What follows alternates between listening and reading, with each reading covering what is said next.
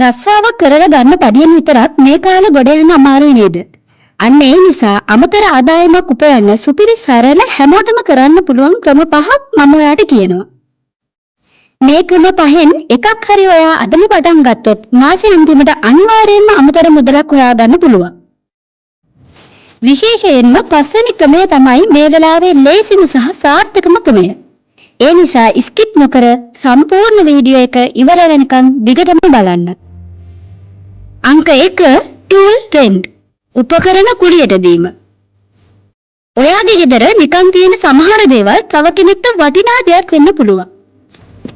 ඔයා ළඟ තියෙනවා නම් ඩ්‍රිල් එකක්, ග්‍රයින්ඩර් එකක්, තනකොළ කපන මැෂින් එකක්, ඉනිමගක්, කැමරා උපකරණ වගේ දේවල් ඕනෑම දෙයක් රෙන්ට් කරන්න ඔයාට පුළුවන්.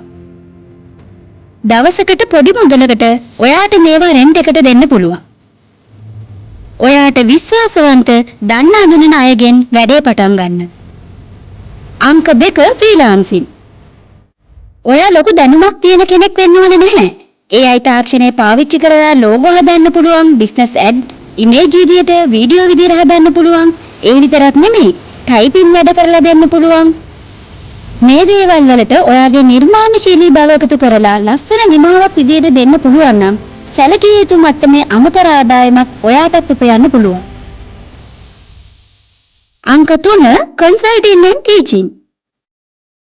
මේ ක්‍රමයේදී ඔයාට කරන්න තියෙන්නේ ඔයා දන්න දෙයක් තව කෙනෙක්ට කියලා දෙන එක. මොනවා හරි දෙයක් ගැන ඔයාගේ හැකියාව විශේෂයි නම් ඒක අමතර ආදායමක් කරගන්න ඔයාට පුළුවන්. භාෂාවන් පිළිබඳ දැනුම, ග්‍රැෆික් ඩිසයින්, ඇඳුම් මහන විදිය, කේක් හදන විදිය, එකී නොකී ඕනෑම දෙයක් Zoom ක්ලාස් එකක් දාලා පැය දෙකක් වගේ කාලයක් වැය කරලා ඔයාට අමතර ආදායමක් උපය ගන්න පුළුවන්. අංක 4 ඔයාගේ ගෙවැත්තේ වගා කරන මල් පැල, එළවලු පැල, එහෙම නැත්නම් ගෘහස්ත පැල, ඉන්ඩෝර් ප්ලාන්ට්ස් කියන්නේ. මේවා විකුණන්න ඔයාට පුළුවන්. ඒ වගේම Facebook ඇඩ් දාලා ඕඩර්ස් ගන්න පුළුවන්. කුරියර් හරහා බෙදා හැරීම් කරන්නත් පුළුවන්. ඉතින් ඔයාට මාසෙකට අමතර ආදායමක් විදියට මේ දේ කරන්න පටන් ගන්න පුළුවන්. පස්වෙනි ක්‍රමය තමයි පහසුම ක්‍රමය. රීසේල් කරන එක. මෙතනදි තියෙන්නේ මිඩල් මෑන් concept එක.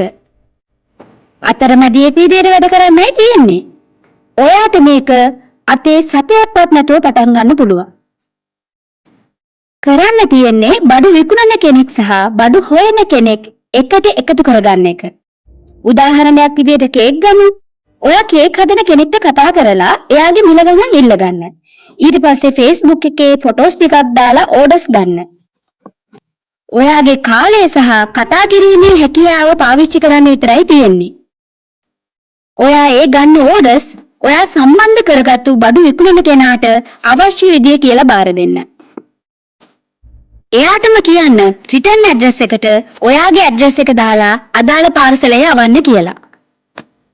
ඔයාට එන ඕඩර් එකෙන් ඔයාගේ ගාණ තියාගෙන ඔයා බඩු මිලදී ගන්න කෙනාට එයාගේ ගාණ ගෙවන්න.